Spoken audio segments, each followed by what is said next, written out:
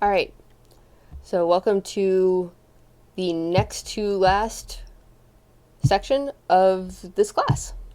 And in this section, we're going to talk about inference for regression slope using simulation. And hopefully, this is going to seem like a complete and total repeat of section 10.2 because literally the only thing we're changing is what statistic we're using to summarize each of these simulation values. All right, so this should seem kind of redundant. And it's going to be a pretty short lecture. All right, so just to review, in section 10.3, we talked about the regression equation. So y hat equals ax plus b, where y hat is the thing we're predicting, right? The response variable. A is the intercept. B is the slope. And x is the explanatory variable, that x should not have a hat. I will fix that. All right. Oh well. So, that's what our regression equation means. And if you remember, we talked about the fact that the slope was pretty similar to that correlation coefficient in that it showed both the direction by whether it was positive or negative, and whether the relationship exists at all, because when the correlation coefficient is 0, the slope is also 0, right? So usually, when we're trying to do any sort of inference for regression slope, what we're testing is b equal to 0? Because if b is equal to 0, then y hat is basically equal to a, which, if you think about it, says in math that x doesn't affect y at all, which is equivalent to the fact that there isn't a linear relationship between x and y.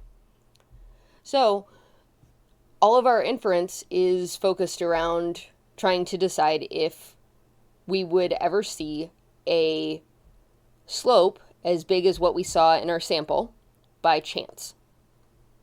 Okay? So our null hypothesis is going to be that there's no relationship between x and y in words, right? But in math, what we would say is our null hypothesis is that beta equals 0, because beta is the Greek letter corresponding to b, and would be interpreted as the population slope, the parameter, right? The simulation, though, is going to look exactly the same as the simulation for the correlation coefficient, in that we start out with x values and y values that match up. We shuffle them around so that an x value corresponds to a different y value, which is the same as shuffling the order of the y values. And once we have our new simulated data, right, it's simulated under the hypothesis that there is no relationship between x and y, we can calculate the slope, right? And then we can compare all of the slopes that we get to the slope that we got from our real data. Okay, so this is the same basic simulation structure that we've used throughout this class. And it's exactly the same simulation as we used in section 10.2. So hopefully this is starting to feel a little bit boring. All right. If we start with our null hypothesis that there's no association, and one repetition means re-randomizing the values of x to correspond, or the values of y to correspond to values of x, then our one repetition is basically collecting, air quotes here since you can't see me, a whole new set of data, which is just like every other simulation we've ever done. The only thing that's different here is that our statistic is now the slope, which we will estimate from our simulated data. All right?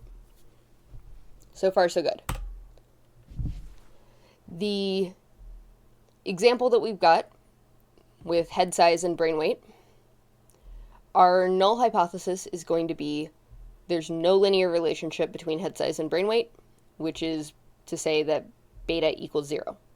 Our alternative hypothesis is that there is a linear relationship between head size and brain weight, which in math is beta not equal to 0.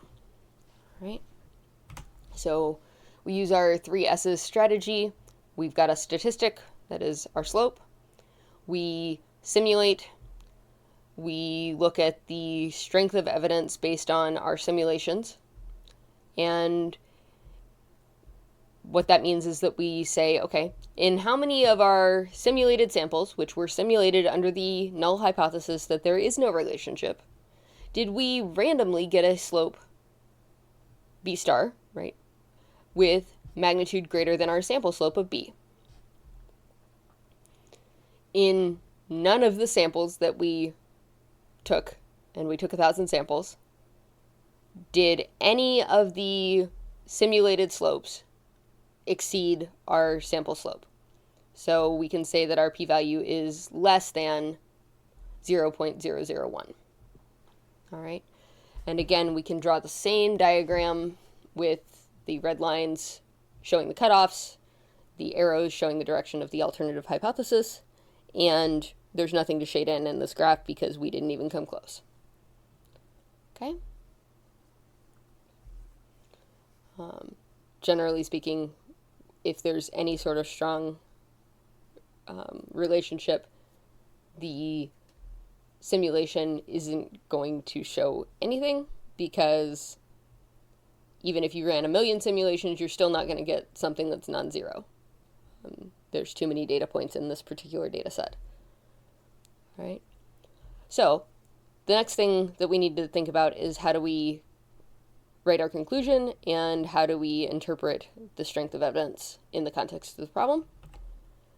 So our conclusion is I reject the null hypothesis that there is no linear relationship between head size and brain weight with p less than 0.001. There is very strong evidence that the linear relationship between the variables did not occur due to random chance. Thus, we conclude that there is a linear relationship between head size and brain weight. That is that beta is not equal to 0. All right, so there's your full conclusion interpretation. It's literally the same interpretation word for word as we used in section 10.2. I just changed the parameter. All right. So, congratulations. You now know how to do simulation using the slope. You know how to do simulation using the correlation coefficient. And if you want to know how to use the applet for this simulation, there's a video for that too. I just separated it out so that we could talk about the statistics and then we could talk about this is how you use the applet. One more lecture to go, guys. We're almost there. Okay? I hope you're all safe and well and that you are enjoying having potentially your family pets at home. I know that my dog is the only creature in the house that is enjoying the fact that we all have to stay home and in the house together. He's loving this whole coronavirus thing. He's pretty much the only one. So let's at least hope that all of your family pets are happy. Thanks, guys.